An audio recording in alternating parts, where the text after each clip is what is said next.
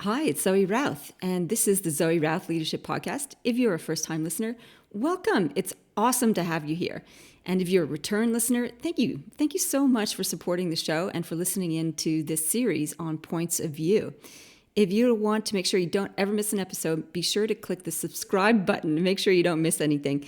And if you feel so inclined, please rate and review the podcast on whatever platform you're listening to. It makes a big difference to me. It gives me a little boost, keeps me going, and it also helps other listeners know that there's huge value in these wonderful interviews that I'm running. This is a series on points of view, and it's been amazing. I just love hearing the different perspectives and experiences that the different interviewees bring to the table about how to see themselves in the world better to make them a better leader, and hopefully you too. Today's guest is Shawn Murphy. He is the author of Work Tribes, The Surprising Secret to Breakthrough Performance, Astonishing Results, and Keeping Teams Together. I really loved this book. I thought it was well written, very detailed, and really practical. And it's all about belonging, which is one of my favorite topics, and it's what I wrote my book Loyalty on. He has nearly 30 years of consulting experience and advising companies on implementing organizational change and culture change. He really focuses on applying human behavior and needs to help achieve business results. So it's my philosophy too, people first. And this helps create a satisfying experience of work for employees and better business all around. He is currently the Director of Organizational Development and Workplace Trends at Silicon Valley startup Bluescape. So welcome, Shawn. It's so exciting to have you tune in from, where are you? Are you in California at the moment? I am in California at the northern tip of Silicon Valley, where everybody wants to be. Yeah, what is that? Why is it's like the giant mecca of the IT world? Well, I think because you've got a lot of super smart people here who are really doing some cool things, and some people are just super smart and they're not doing cool things. But on the whole, it's really just there's this kind of electricity around this giving birth to the next great idea. And I live in San Francisco, and I live in the heart of San Francisco, called Soma, south of Market. And you see all kinds of very successful tech people in their 20s driving their Teslas and their fancy skateboards that are motorized that go 20 miles an hour. But it's neat to be around all of it because it's where ideas are generating from. And so it's enjoyable. Oh, It's yeah. kind of, yeah. There's some really cool stuff there. My aunt and uncle live in just outside of San Francisco, and they took us into, is it Pan Alto? Did I say that? Is that, Palo Alto. yeah, there. Yeah, you're close. And I swear to God, we saw Elon Musk in one of the little cafes talking to an avid group of listeners. I'm like, Elon! Ah! And fangirled all over the place. Just try to act That's cool, awesome. but didn't work. So yeah, I get that there's a huge amount of innovation and you're on the cutting edge, cusping edge, maybe both, leading edge of novelty and new and innovation. And we were, just before we hit record, we're talking about your startup, Bluescape, and the collaborative software that you're using with some name dropping Disney and Marvel in the creative space, which is really, really cool. Yeah. And I think that all ties into what you did with this, your latest book, Work Tribes. This is your third book, second or third book? Second book. Second book, yeah. Which is all about how people gather and work better together. So in this book, it's about the people stuff. And then Bluescape is about people stuff, but using technology. Would you mind speaking a little bit to Bluescape and what you're doing there? Sure. So I always like to tell people, and this hopefully is true. This translates kind of globally, but here in the States, we have a network called the Weather Channel. And oftentimes when you watch the meteorologists talk about the greatest storm that's coming, they're at some big screen, right? And then they're touching the screen and things are moving around. So imagine that kind of technology being available to your team. And instead of doing weather forecasting, you're creating a movie, or you are designing a new building, or you're designing a piece of furniture. And instead of passing things back and forth via Google Docs or some email application, what we call large format display screens, which are like 86-inch screens that are touch enabled, you and your team can interact with hundreds of thousands of pieces of content in one workspace as you're creating that next great product. And it could be things like, oh, let's say you're making a new chair. And as you go through iterations of that chair, you have a history of how that chair has evolved. You've got everybody interacting in it at the same time. So we create a collaboration software that brings people together in ways that help them work in more natural ways instead of just everybody looking at one screen like what you and I are doing right now. With Bluescape technology, you have a shared screen, and that shared screen could be shared with multiple people around the world, but everybody's interacting with that same content on these large screens and are able to give their input more easily than say over the telephone, because sometimes when you're on the phone you're waiting for people to finish talking before you talk. You don't have to worry about that with Bluescape because it's, as we say, it kind of democratizes the way people collaborate because you don't have to wait anymore. You could just add your 2 cents whenever you want and people will see it. So you get rid of that awkward as people are trying to Yeah. share what's going on. Exactly. As our CEO likes to say, it gets rid of the, I'm sorry, can you repeat the question? Or there's a statistic that he'll use that says like 93% of conference calls are dominated by men. So, this is a way to kind of help level that playing field of participation, collaboration around work. How does it do that? Like, Yeah, it's a good question. because it's the same. I mean, if you have a group of people around the table or a group of people in your collaborative software, it's still men, women, mixed of everybody. How does it reduce that? Yeah. So what's interesting is, let's say you and I and three other people are in the same room and we're looking at one of these large format display televisions. You don't have to wait for me to stop talking to collaborate or contribute. You can do it while the meeting is happening and everybody's going to see what you're contributing, because there's part of the way the technology operates is as you're adding content, we see that, oh, it's Zoe who's adding this content. And the leader of the meeting can say, okay, Shawn, that's interesting, but Zoe just added some really interesting new ideas to the workspace. We need to talk about that now. So you no longer have to wait for your turn. You can just start adding your ideas whenever you want. And it allows for that quicker iteration of ideas versus that kind of very patriarchal, I'm going to wait for the boss to stop talking before I say anything because I don't want to interrupt him. You can just do it. Oh, wow. My brain is processing that, see how that might work. So if somebody's really irritating you, you could just upload a photo or add something to the thing, and that's the way to shut them down or to get Sure, some you could. attention.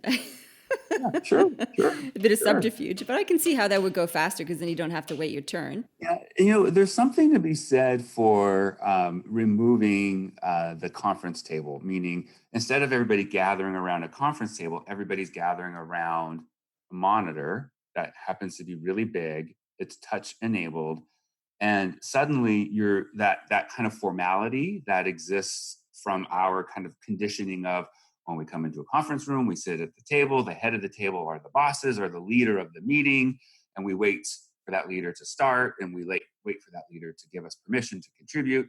That goes away because now everybody's just looking at the screen and saying, okay, what do we like about this current version of this new chair that we're creating, or this new script for this movie? We had all these edits. How do those edits translate into this next version? And people could write notes all at the same time, handwritten. You could add images to be able to better communicate what your thoughts are. And you're doing it all real live at the same time. So it makes it less formal and more dynamic, especially for creatives who really like to just kind of get in there and just iterate and brainstorm and do that, in abundance. So this works with people who are in the room and people who are out of the room? Yep. Yep. Okay. Yep. So you could be on your laptop and I can see what you're doing when you're standing in front of a large screen. You could be on your mobile device and uploading content from your mobile device. So yeah, it's multifaceted. Cool. I think there's implications for belonging and how people interact with this whole application. And so we should probably talk about your book because that's the Yeah. whole reason I invited you on the podcast. And I got this extra bonus stuff with Bluescape. Work Tribes, you said that it was a labor of love in this particular book.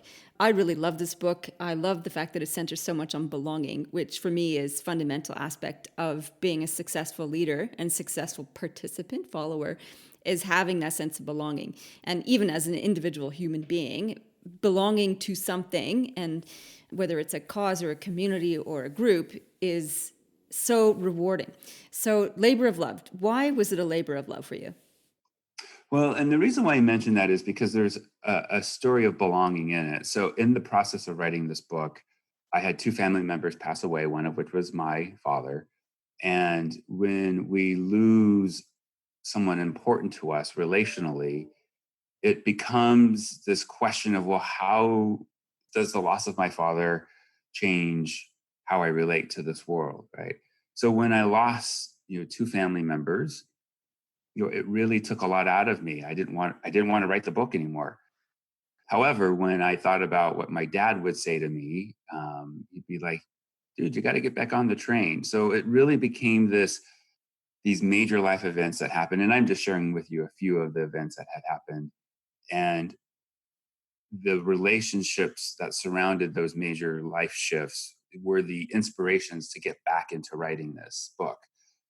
And truth be told, belonging is all about relationships, and high quality relationships, or what I call resonant relationships, are central to having and experiencing belonging. And when you lose someone who is key and important to you, that sense of belonging is challenged. So that's why it was a labor of love for me, because I had to work through the losses and go, okay, now I got to get back to writing this book. And I found that in doing so, those losses helped me understand belonging more personally, because suddenly I don't have a father anymore, right? Mm. And what does that mean? So that's why I say it's a labor of love. It's just a lot of personal stuff that I had to overcome to get back to writing the book. And yet, your personal loss informed a lot of the depth of the book. I'm so sorry to hear of your loss. I think losing somebody who in the last couple months, I've been to 3 funerals. So I understand a little bit of that Yeah. grieving process. None of them as close to me as your father was to you. So some of them were in parents of friends, and one of them was a little bit closer to me and as a friend, and his loss was sudden and unexpected. And it rattled all of us who knew him well because he was such a beautiful person. Yeah. And I think it's sad that a funeral is an opportunity to bring a tribe together.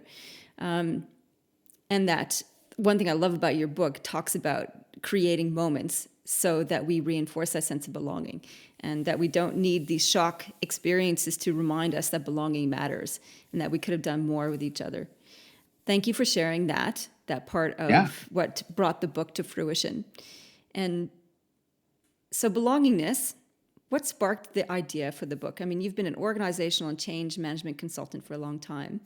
Yeah. I'm guessing that some of that experience led to why you wrote the book. For sure. So, belonging, first I have to say, when I read Brene Brown's work on belonging, I mean, that was very inspirational to me. I mean, she writes about it mostly in a sociological context. She's done a brilliant job in transcending that into the workplace. But for me, growing up and struggling with feeling valued, wanted, and welcomed was it was almost like a personal way of taking those experiences growing up where I was an awkward kid. I was struggling with my identity, my sexuality, and it's like, no, there's more to this than just a personal journey. Organizations are, at least the forward looking ones, are looking at, all right, how do we help people excel in what they do? And belonging, when I started kind of answering that question, started to surface more and more. And plus, it was just a personal, almost in a way, kind of this cathartic experience of finding a way to communicate how valuable it is to companies when teams can come together despite their differences, despite the challenges that they face in terms of pressure to perform or short time frame to do something extraordinary. What's a key ingredient to that? And that's where belonging started to come up again and again, is when teams don't worry about, gosh, does my performance matter, or does my organization care about me as an employee, and am I feeling like I'm allowed to contribute my thinking to this problem? When those questions go away, what we learned in the research is that performance exceeds what the team even thought, because the distracting thoughts about do I feel like I'm valued, wanted, and welcome, are quieted. And now you can focus more of your cognitive functioning on doing the good work versus, gosh, she's always looking at me kind of funny. Did I say something to offend her? The other day she kind of ignored me when I was in the cafe, and I know she's really upset because I sent that email that said something about Zoe's work and da da da da da. Right? The companies that we studied and the employees who perform in these companies, I don't want to say those go away because we're human beings, right? And we're very messy. But on the whole, those kind of worries are lessened. And what emerges more is the coming together and allowing our differences to really help us focus on doing great work. And in the process of doing great work, the team also comes together and starts to bond because they've accomplished something that's great, extraordinary, unexpected, rather than let's just focus on building great relationships. And oh, the byproduct of that is great work. It's more dynamic than that. What we learned. It's not sequential either. They kind of inform each other. Correct. Yeah, for sure. Diversity inclusion you mentioned in the book, and you say, oh, I'm worried that belonging could be operationalized and be turned into what's happened to diversity inclusion, and that it's become a program, a training situation. Can you speak a little bit to that, what's happened in the diversity inclusion programming training space, and how you think belonging should not do that? Well, so first of all, diversity inclusion is a way more complex matter than belonging, and not to minimize the complexity of belonging. When we look at D&I, or diversity and inclusion, oftentimes companies are leveraging those concepts as a way to signal to stakeholders or shareholders or the workforce, hey, we're committed to having diversity, so we're going to intentionally focus on more women in our senior leadership ranks, or people of color who are reflected across the organization. And those are way more complicated, often controversial topics that, yes, they need to be addressed. However, what has happened is it becomes a quota, right? In Silicon Valley, you have Facebook and others, you're releasing how many women are in their workplace. Well, that's great that you've now increased your quota. What does that do for your business, right? Yes, optics look great to the media that, ooh, your senior leadership team is 50-50 or whatever it happens to be. Where belonging is different is it's not about a program. It's not about a quota. It's about helping any group of people find a way to, or experience feeling valued, wanted, and welcome, which is the definition that I use. And that's not based on a quota. That's based on team dynamics. And that's based on what the leader does to be able to help the team run together faster and perform together better. You don't need an initiative that says we need to have a belonging initiative. It's an outcome that comes from people who are working together and a leader who sets the tone to say, hey, we can work better together when we have these experiences of belonging, but it's not just up to me to create this experience. We all do it. And I think that's where diversity inclusion also differs, is it tends to sit in HR, right? Or an HR function, or it becomes part of what shareholders are receiving in terms of what the company is doing for innovation or whatnot. Belonging it's a human experience. We all want it. We need it to feel like we can do our best work. It goes way back to when we were all furry, right? It's the safety. Some So people are still furry. yes, there are. I'm attempting to. People can't see my beard, but I'm attempting this furry thing, and it's the verdict is out. But anyways, I think I give you a really kind of rambling answer to, diversity inclusion tends to be more of a quota-driven conversation and a metric-driven conversation, where belonging is more of an experience that is harder to measure. I mean, you could do it, but it's way harder. Well, what comes to mind is employee experience surveys or employee engagement surveys that say, how do you feel about your workplace? How do you feel about your manager? Do you feel welcome? Do you feel wanted? Do you feel valued? So that's still evidence, and it's still self-reporting, though. Yeah. In one of the parts of your book, you talk about we shouldn't, or we can't, or maybe we can, operationalize or systemize belonging. What's your perspective on that? I mean, I hear what you're saying about diversity and inclusion. Don't turn it into a program. We don't do belonging as a program. It's an outcome of what we all do in terms of how we show up to work and how we engage with each other. And then yet one of your case studies in there talked about LinkedIn and how they're attempting to operationalize it. So what's going on there? Yeah. So part of that is me trying to prevent belonging, or I don't know, add to the conversation, because I can't prevent anything. Once it's out there, it's out there. But in the conversation, belonging, we have to be careful to think it is, belonging is the outcome if we do 1 + 2 + 3 = belonging, right? What LinkedIn is doing, when we went into LinkedIn and talked to their DIBS team, diversity, inclusion, belonging team, they have found a way of saying, gosh, if we have these different types of programs. So one of their programs is that they encourage their workforce to spend some time out in the community. And the reason why they want them to do that is to understand that where they work, there's a whole life going on outside of that area. So how can you be part of the community? Well, that's a big component of belonging, right? So while you can have these programs, and I think those programs are valuable, and when we talk to employees about what their experience was, it definitely carried a heartfelt connection to the company. What we have to be mindful of is, just because that works at LinkedIn, that doesn't mean you could put that in your company, because your way of looking at, then we start getting into culture pieces. What one company does doesn't mean that's the right fit or the right approach for another. And so when we try to systematize, we try to say, I'm going to take what you do, plug it in over here, and expect the same outcomes. It's not that simple, right? Human beings are messy. So if you really want to make it super simple, it really boils down to, how am I as a leader modeling what it takes for my employees to experience belonging? And that becomes a much better way of embedding these practices, and also training managers on these practices, right? Because the belonging practices that are in the book, one of the things that when we were looking at, well, what are the leaders doing in these companies? It was an interesting variation, a combination of things like, well, they make business decisions that are grounded in reality, or they make decisions based on good business fundamentals. That's the language. And at the same time, they're interested in how they show up and the impact that they have as a leader, right? Those are all ways of developing a practice that encourages belonging to occur. Right? We don't want to just do belonging for the sake of belonging. We want belonging to exist because we need to do great work.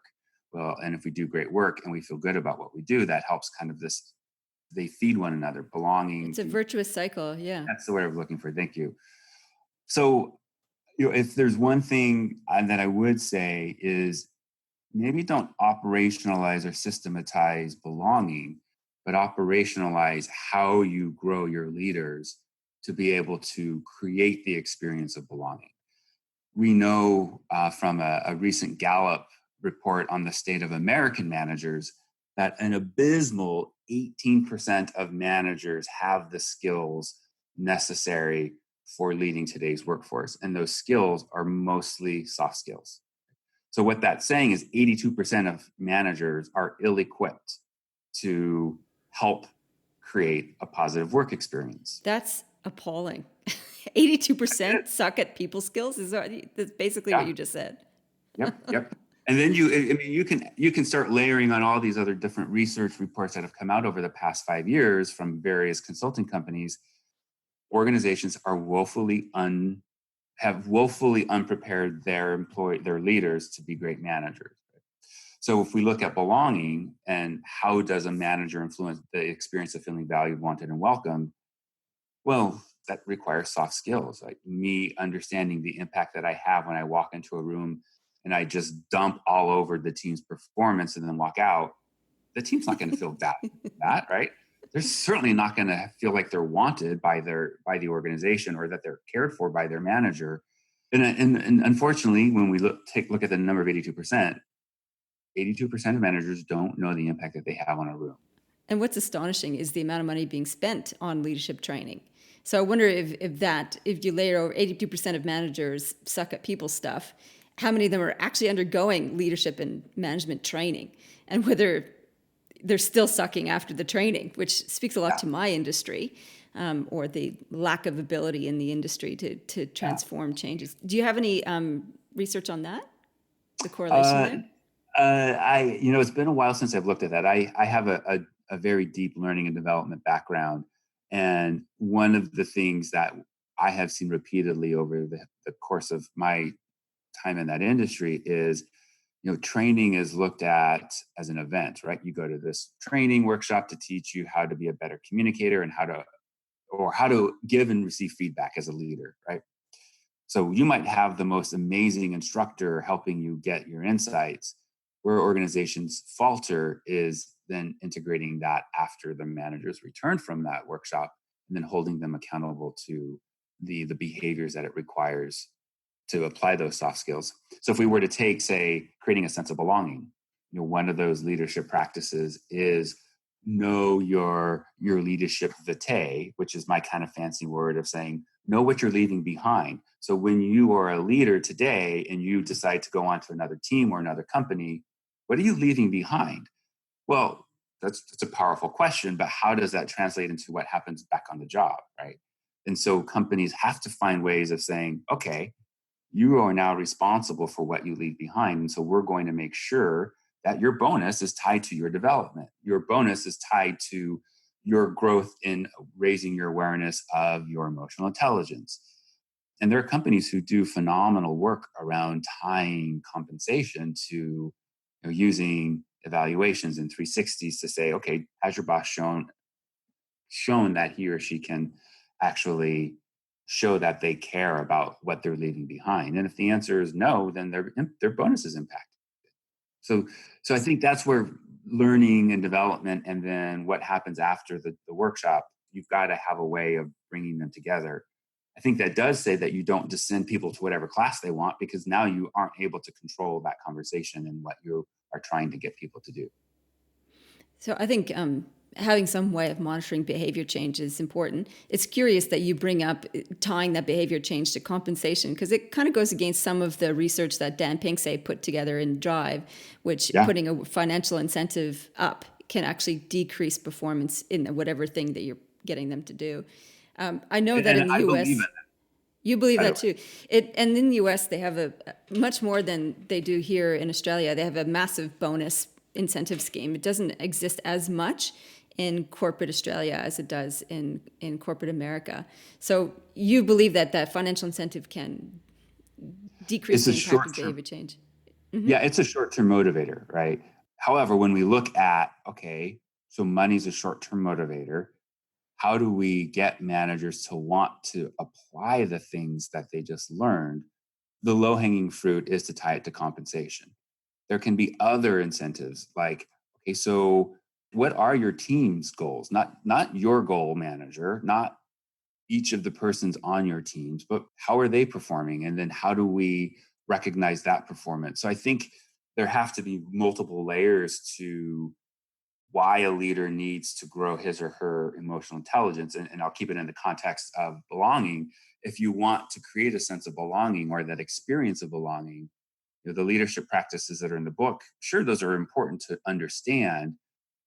It's what you're doing as an organization from a comp perspective, from motivating employees using purpose, autonomy, and mastery, which is what Dan Pink advocates.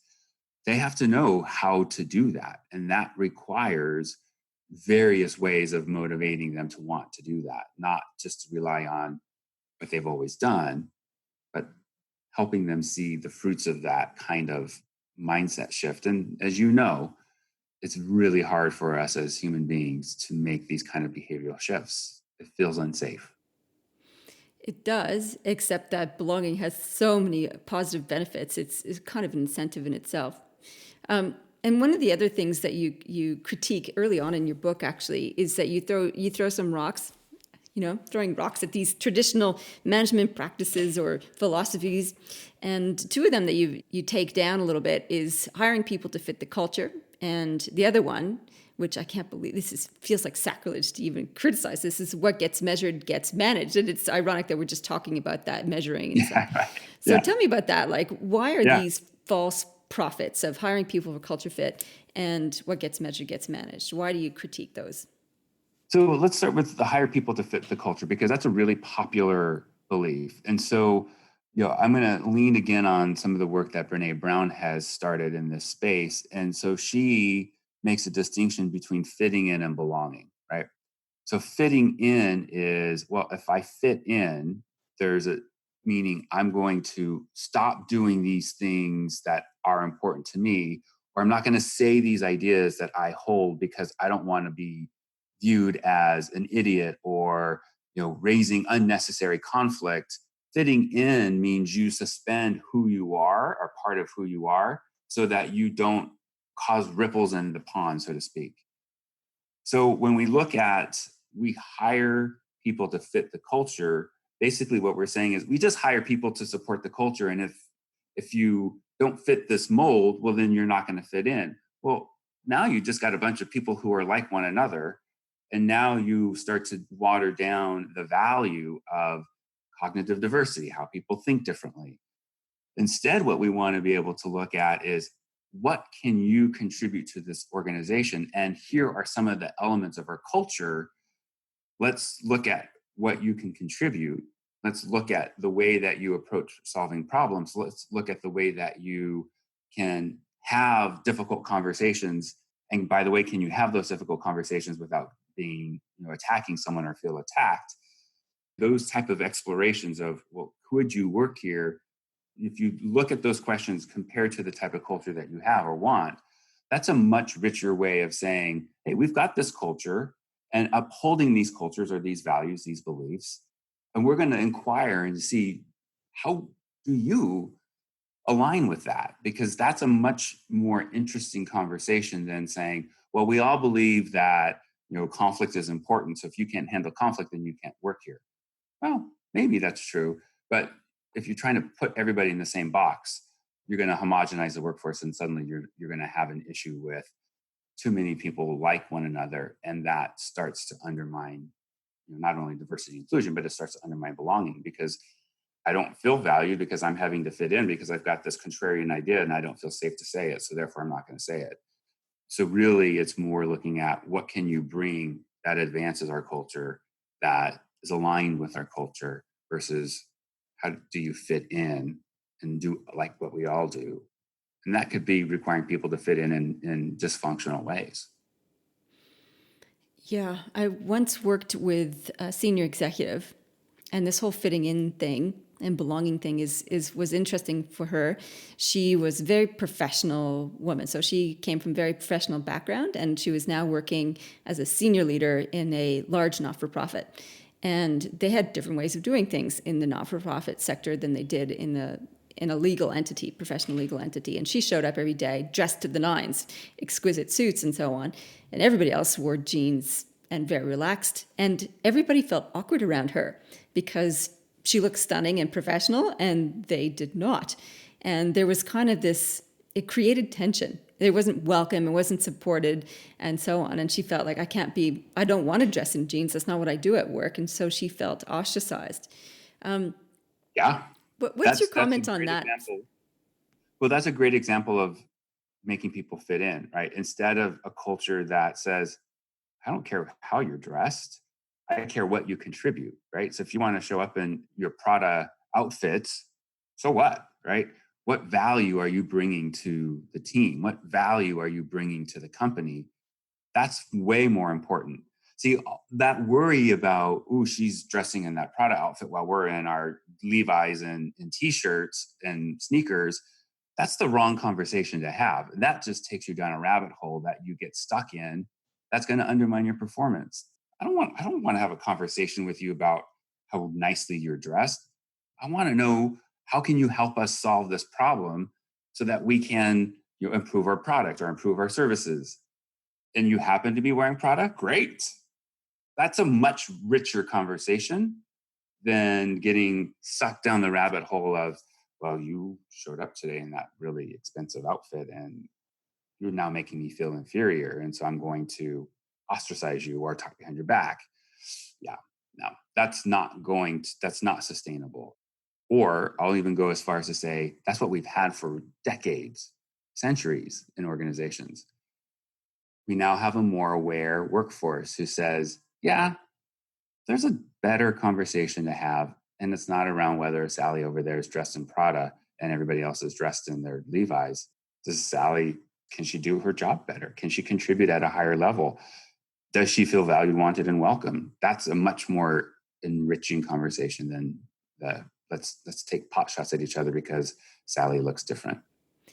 I agree. It is a much more valuable and rich conversation to talk about things that really do matter and make a difference. And at the same time, that those kinds of, as I watched this unfold a little bit, what Yeah. surfaced were the underpinning, the unstated values that were at play in the organization.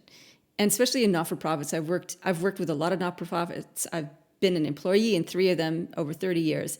And that money, wealth, prestige is a tainted conversation, or it's got barbs to it when you're in the not-for-profit sector. It's a deep value money system set. And I think the value in the conversation would be to talk about that and Yeah. what it means when somebody dresses well, spends money on clothes, and other people who don't. What does that mean to them? How does it make them feel? And actually, you could probably have those conversations if you do have a sense of safety and belonging in the company, and say, I've brought in my expensive purse. I've spent $750 on it.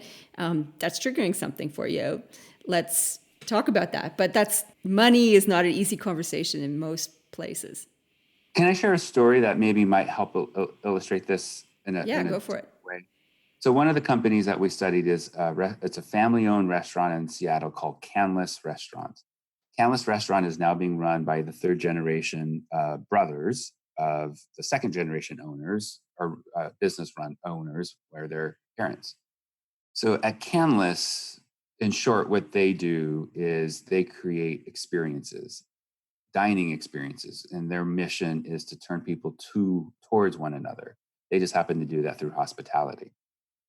What was fascinating to me was, first of all, in an industry that is pretty well known for bad working conditions, people with awful work schedules because they're, might be closing the restaurant one night and the next morning they're opening it, right? So they're exhausted.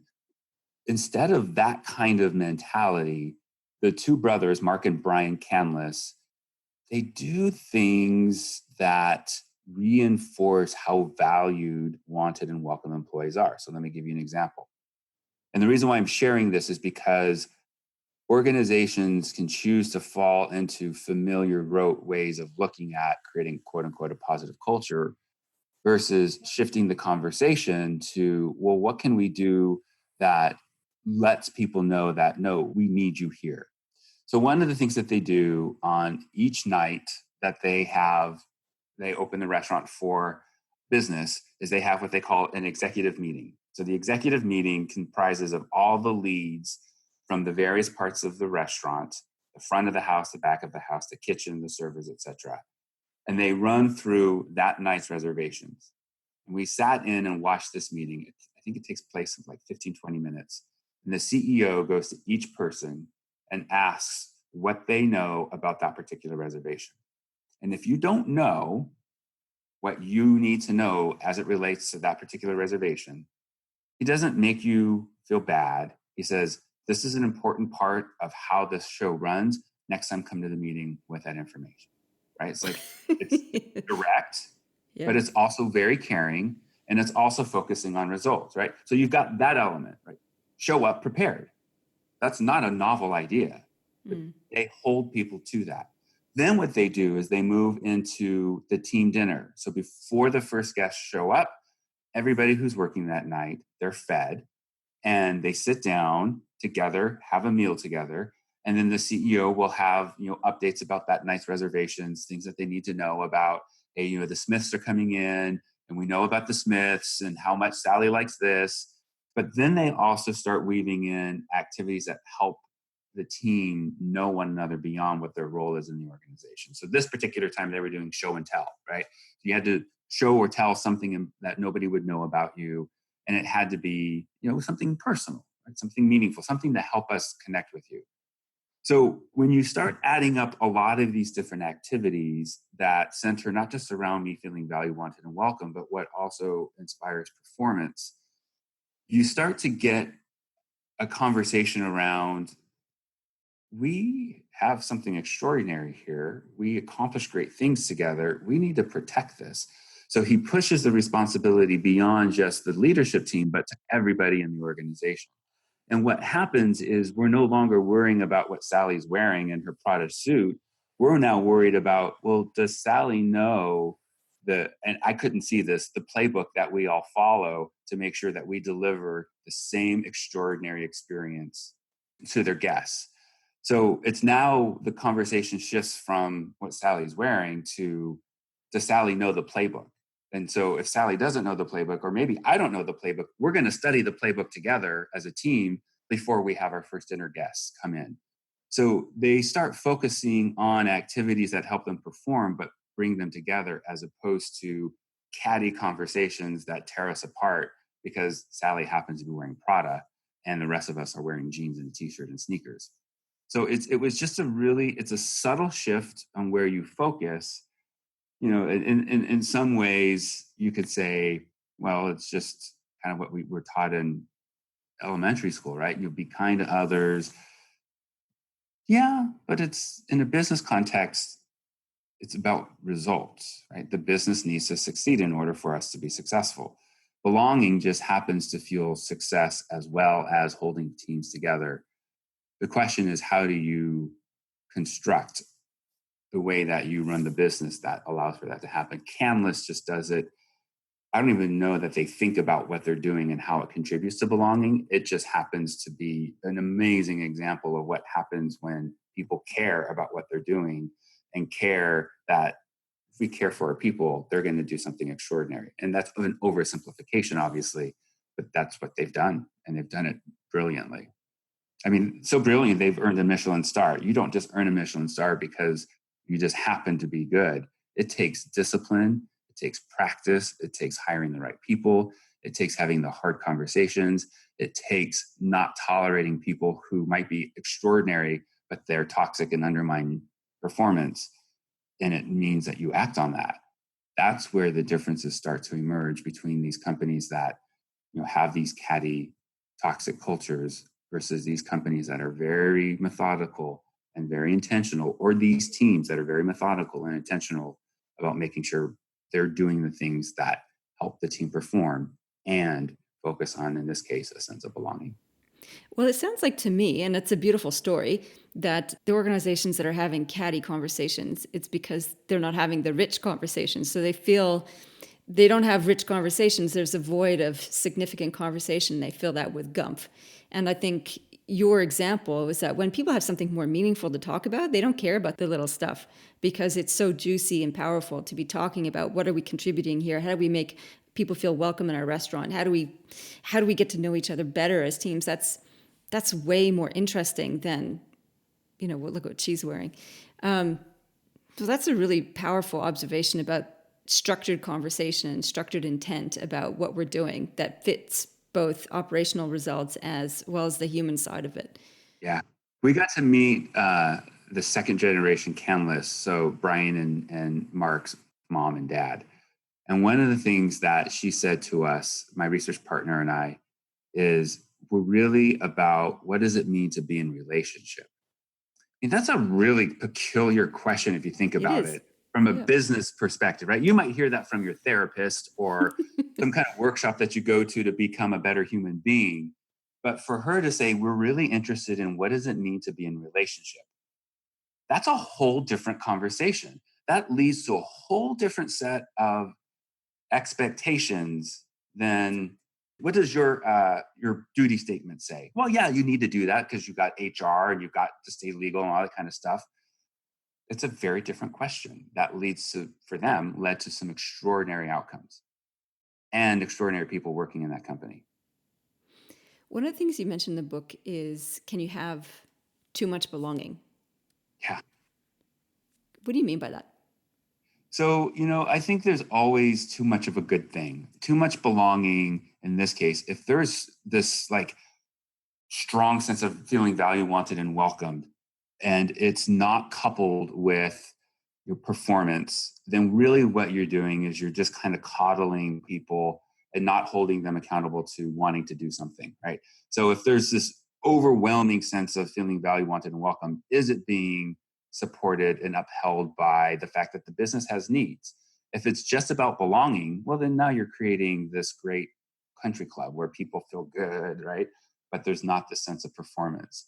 Really, in the business context, belonging is just as much about feeling valued, wanted, and welcome, as well as can we achieve these extraordinary results that we want to achieve. I love that. So it's bringing accountability back into it. And your example with the restaurant was that's what they did. It's not just about showing up and having a party with the staff. It's like, no, this has got business outcomes. You need to know about that couple, that booking, that reservation. That's lovely. So one last question. Sure. What's your top tip to leaders? Like if you had one thing that leaders could walk away with and saying, do this and they'll make a big difference, what would that one thing be? I know that's a really brutal question, but I'm going to ask it anyway. Yeah, gosh. So, where my head is these days after writing the book, after going through all of the research with my research partner, Bruce Elliott, wonderful guy. Shout out to you, Bruce. Is, you know what?